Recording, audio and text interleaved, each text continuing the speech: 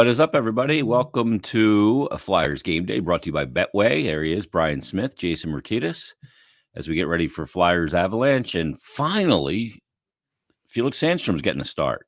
Yeah, interesting way to approach this. Yeah, we all for thought sure that would have been. we thought it would be the other night, and instead it's against this Colorado team that I believe is still a little banged up, if I'm not mistaken. And they are, yeah. A team that the Flyers have already seen this year, as opposed to beaten. beaten. So maybe that's the look. Maybe that's the thought that Felix Sandstrom got to watch these guys play once already, and then maybe that gives them a shot. I don't know. I'm sure maybe somebody's got numbers on altitude. Maybe he's better at altitude. He's from Sweden, right? That's an altitude. I don't know. I'm just making that up, maybe. But well, everybody's at an altitude. Some places are higher than others. Yes. But like us here, where we're whopping 70 feet above sea level. Is that all we are? Yeah, that's all I am. You guys up there in PA are a little bit higher. Yeah. Yeah. Right here at the edge of Delaware is where it gets starts to go up a little bit. But I can leave my neighborhood and drive out and turn right and see the Delaware River. So it's maybe that's why I had such a good nap before the game today. We're a little bit higher. Maybe, yeah. Speaking of what, so I had to. Sometimes you have a nap and you don't realize you need a nap. So I had a really good dinner. It was a Costco dinner. The rotisserie chicken, which is $5. It's like the best deal ever. And their rotisserie chicken's like the size of like a Thanksgiving turkey. And we had some other stuff. And I was like, I'll just go relax for a couple minutes, lay down in bed and watch some TV. And the next thing I know, it was 5 of 8. Oh, wow. I was like full blown drooling the whole thing, like one of those naps. I'm like, I didn't even know I needed that, but damn, was that good. Yeah, sometimes it sneaks up on you, doesn't it? Yeah, so we're going to go with the Kirkland double energy shot right now. Okay. Get it going the other way real quick, right? Mm-hmm. As we often do on the pregame show, Brian. Yeah, yep.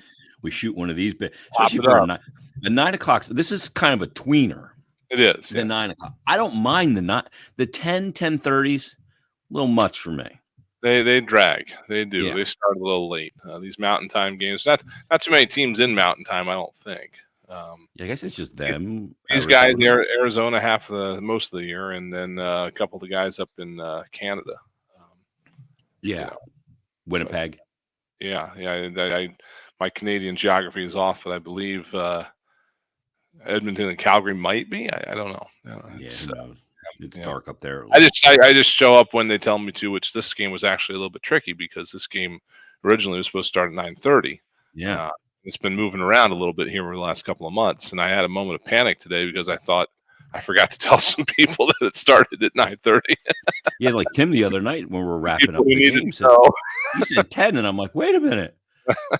I'm not mentally prepared for 10 just yet. I got a couple days, but no, yeah, that game moved. This game moved twice. I think originally it was 8 local time, and then it moved up to 7:30, and then finally to 7. It was going to be an ESPN game, but ESPN dropped it and took a game against Minnesota in January or February for some reason. I don't know what else is going on tonight, but I think they wanted to pick something else up tonight.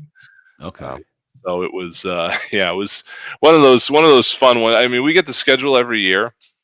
And, sometimes we get the schedule before it's publicly released. And I always say, I don't want that, because if I see something in that schedule and I get it in my head and then it gets changed, I deal with it all year. And then even when they change them after the fact, and, it's like, trying to get pee out of a pool. It's crazy. You just have to keep going to all these other places that you distributed it and try to get these times changed. So. Yeah.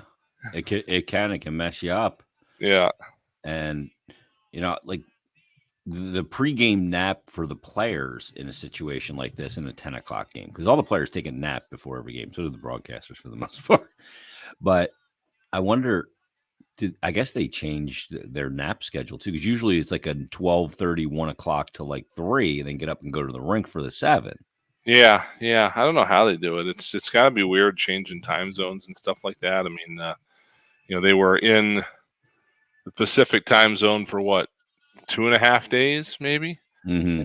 I remember when I went to LA for the draft, it took me 3 days just to adjust, and then Then all of a sudden you turn around coming back the other way. Now they've been in Mountain Time since what day is it right now? Tuesday. So they've been in Mountain Time since Sunday afternoon. So it's and then tomorrow you have to go back to the East Coast. So they always say right, it's easier coming east than going west. Is that what it is? I guess so. Yeah, because you're moving earlier in the day as opposed to later, which I guess for some people is easier. That's the thing about it. Think about how kind of crapped out you are after flying back from vacation in the Bahamas, and you have one connection in Miami, from the Bahamas to Miami, then Miami to Philly. How crapped out you are.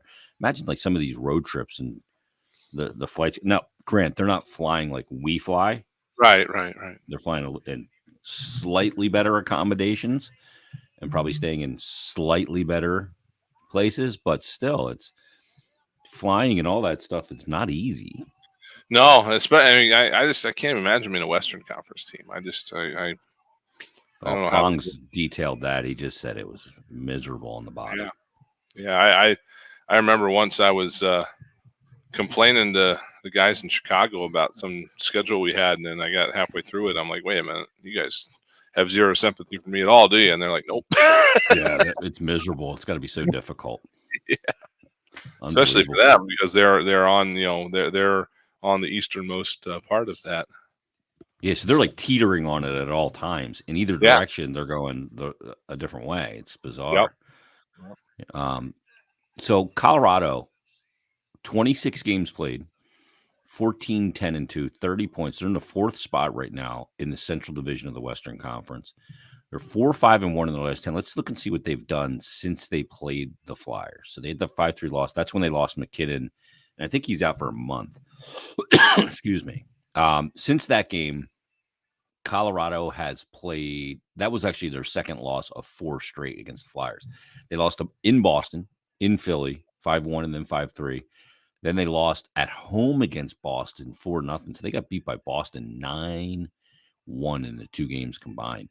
Ooh. Then they had the Rangers, who we'll see Saturday, by the way, a 2-1 shootout loss against the Rags in Colorado. And then they went to St. Louis on Sunday, and they beat the Blues 3-2 in overtime. So they've been scuffling along here. I mean, they only have 2 regulation wins in their last 10 games. I mean, yeah, I mean, it's a situation, right, where they are dealing with as many injuries as the Flyers had almost. Obviously you mentioned McKinnon, but he's not even on IR at the moment. The guys that are, Landeskog's on there, Curtis McDermott, huge presence on the back end. 3 defensemen, Bowen Byram and Josh Manson also.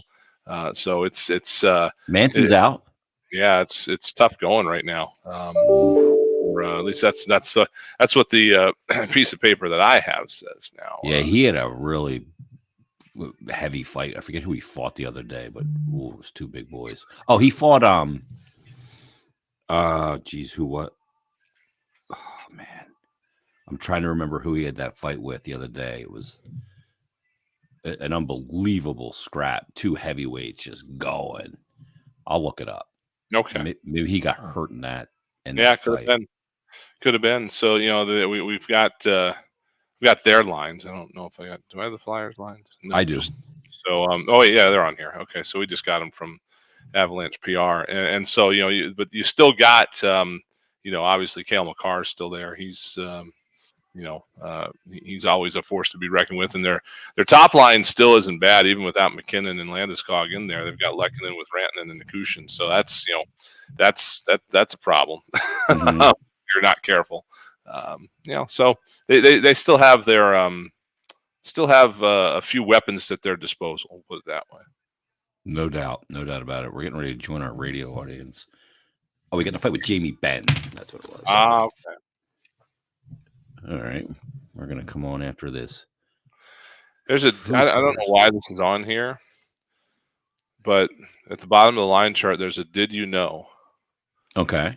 Did you know is Owen Wilson has said "wow" a total of 81 times in 27 different movies. Really? Yeah, really. Wow. Exactly. That's how he says it. Wow. He was actually really good in the movie This is on the line chart, mind you. It makes no sense. Just is he from Colorado or something? Maybe. Not just a random page that I looked up. Now, yeah, go ahead. Owen Wilson in that movie with Gene Hackman, where he's a fighter pilot. 30 seconds, by the way, according to time. Yes, our boy. I'm trying to remember what the movie's called. I'm drawing a blank on everything tonight. Gene Hackman. It was Behind Enemy Lines. He said, "Wow," and that a ton of times. That's why I thought of that. All right, I'm going to switch headsets here. All right, here we go.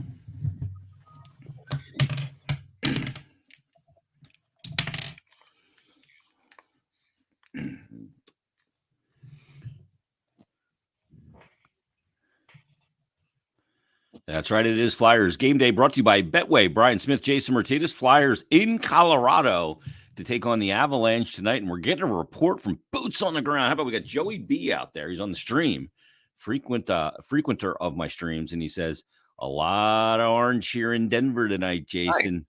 He's out there watching the game, and it's the Flyers and the Avalanche. That'd be a good place to go travel to see a game, Brian. Go to Colorado, provided we don't have to work out at all and deal with the thin air. Right, exactly. And I don't have to go outside because it's either freezing or 150 degrees there, right? Something like that. I don't know, but it's pretty. Yeah, it's pretty. I being from here more or less all my life, and other than that, living in like Michigan and stuff, I don't have much of an exposure in my life to mountains. So you go out there and see some mountains, and it's pretty nuts. Well, this is game 3 of this 4-game trip, and the first 2 have ended the same way. Overtime, OTL, overtime loss. It was a 2-1 overtime loss in Vegas. It was the 5-4 overtime loss in Arizona. It was Carter Hart in both of those games. Matter of fact, it was Hart for what, 7 straight games? 7 straight games. 7 straight where Sandstrom didn't play. I believe the 8th game right before that was where Carter didn't finish the game, or was it the one before that? I don't know, but it was 7 straight. It's been 60 minutes of Carter Hart. Yeah. Well, yeah, because Sandstrom played the entirety of the first. He played a little bit of the Pittsburgh game, and then he came back and played the Islander loss. Then Hart had the Islander win, and the next whole 6 games as well. So it's Sandstrom tonight. He hasn't played since November 26th against the New York Islanders. That seems like an eternity ago.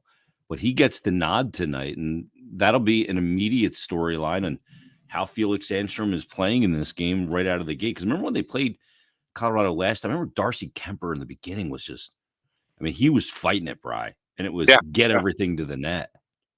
Yep. It was just one of those situations where you had not only was Colorado a little bit shorthanded going into the game, but they also had some issues with McKinnon during the game. Now he's out, but their goalie was also fighting it. So there was a lot going wrong for them that night. And I think the hope here is that they're a little bit vulnerable again. So it's a good spot maybe for Sandstrom. Plus he's seen this team play, albeit from the bench. So maybe a little bit of a better idea what he's getting into. I'm mixing the streams here. Kemper wasn't with this team when he was struggling. He was with his new team. oh yeah, you're right. Yeah, the goaltender we saw Georgiev, and we saw D'Angelo scored his former, not very beloved teammate. Yes, his buddy, right? Yes. So speaking of D'Angelo, let's get to the lines, because is he in the lineup? He is not. He is not. Here's the Flyers forward lines. Morgan Frost centering the line that really did a lot of damage the other night. 4-point night for Frost, 4-point night for JVR. So it's Frost, Van Riemsdyk, and Tippett, and they're together again. John Tortorella looking for this line to continue to push. Look, we're not going to hold them to that standard of, hey, you need a 4-point night, and if you don't, it's a step backwards. But that line was so good in the game. They worked well together. Yeah, and Tortorella said today too that for him, obviously they need the offense, and he wants to see the offense. But the thing that he liked about that line also is that they checked well. They played well defensively, and that to me generated some of that opportunity they were able to actually capitalize on in that game, which is something the Flyers have had problems with. Yeah, they did two things well. They generated a lot, and they didn't give up a lot. That's a good combination. That's the object of the game. Yes, that's a good combo platter. The second line will be Noah Cates centering Kevin Hayes and Travis Konechny. Scott Lawton centering Lucas Sedlak and Joel Farabee. And then they slide Patrick Brown into the middle. Sedlak's playing up. So this is different from what we were told happened at practice today. And again, we're not out there. It's very hard necessarily to actually see what's going on. But in practice today, it appeared that Zach McEwen was going to be okay to go. Yeah. And so he was slotted in on that third line, and Farabee was actually playing down the winger on the fourth line with Delorier and Brown.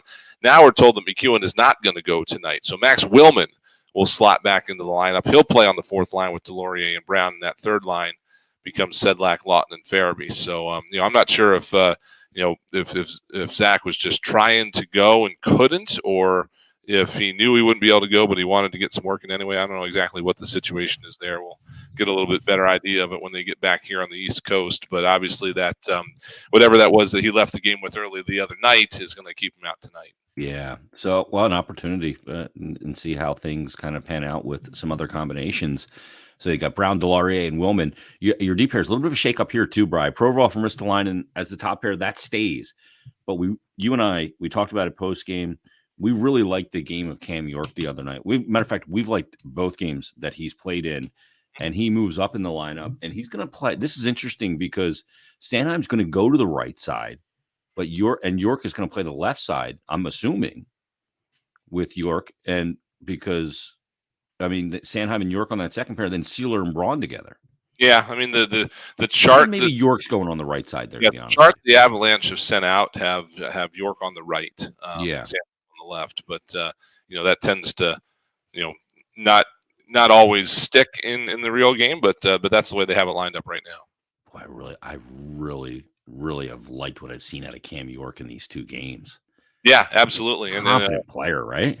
And John Tortorella had a lot of good stuff to say about him today. Also, when asked about him, that it seems like he's come back and is just his swagger is there, and he's really showing the confidence that you mentioned, as well as making plays, and that's what the Flyers need now. Anywhere, somebody that we're going to make some plays and get some stuff going, and Tortorella's felt that he's done that.